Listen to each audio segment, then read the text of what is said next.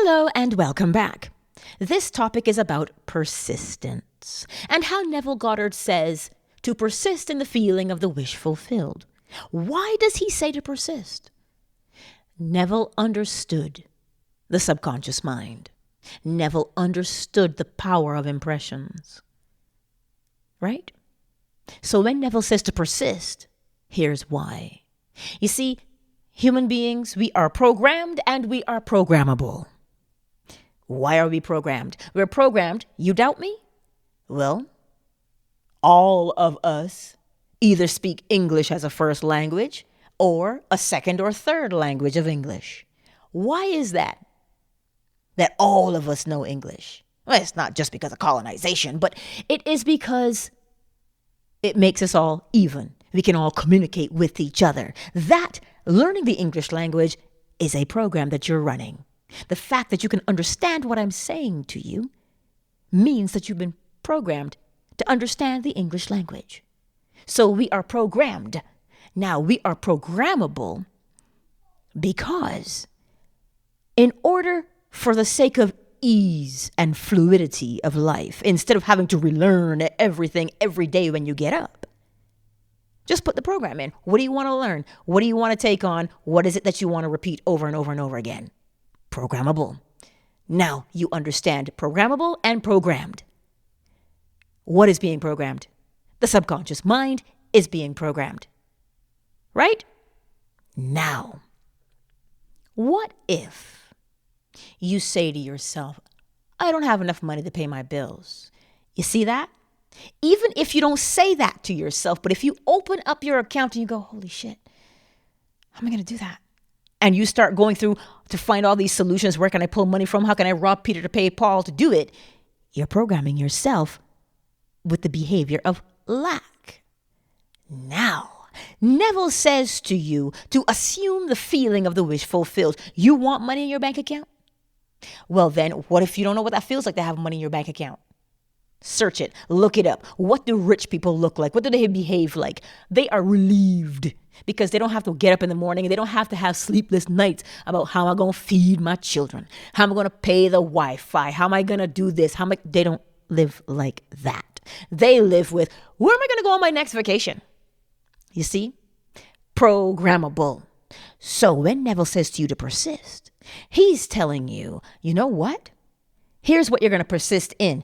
Every time you get the thought or the feeling of, oh my God, I'm so scared. How am I going to pay my bills? You stop yourself and you say, no, my God is my constant supply and meets all my needs instantly. Or my God is the constant source of my supply and meets all my needs instantaneously.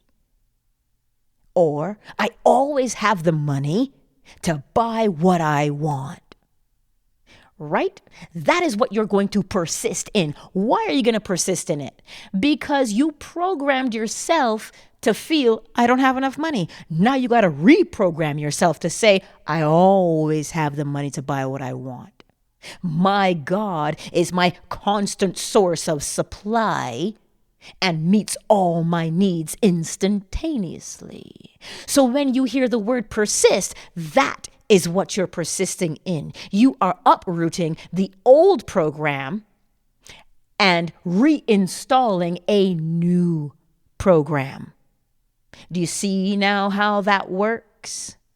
So if you don't like what's there, but the only way to know and recognize that you don't like it is to be paying attention to your life.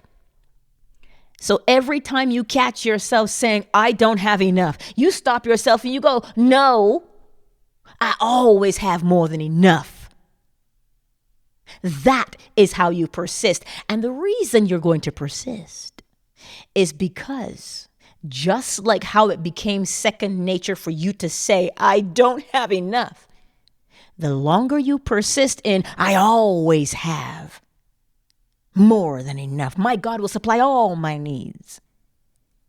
In order for that to become second nature, you have to persistently catch yourself and reprogram the old thing that you want to uproot. So now you should understand what it means to persist, so that when you have to persist in a new behavior, you don't grow weary. You cannot grow weary. You cannot grow weary in trying to change your life. And I know sometimes it seems like it's effort and it's hard work. It only seems that way because it's the very beginning. When you start going to the gym and you start lifting weights, what do? You start off with 2 pounds, 5 pounds, right? You can't just go and it's your first day and you're going to lift 50 pounds because you're going to hurt yourself and you're going to never come back to the gym.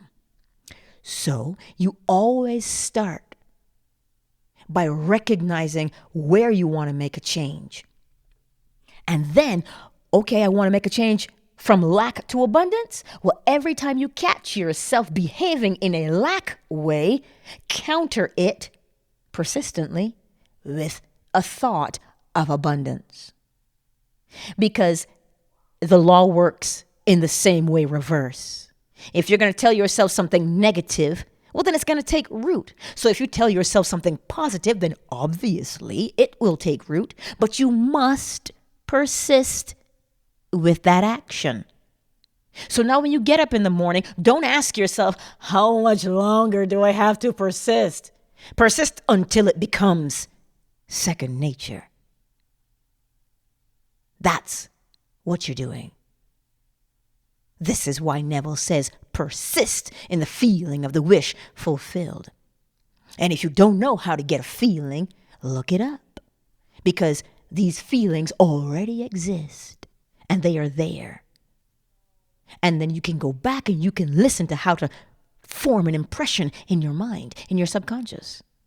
Because every day, all day, impressions are being formed. You just aren't paying attention. Right? That's all it is. That's all it is. So, persist in the feeling of the wish fulfilled. Why? Because the image that you hold is the image that must be recreated. Much love.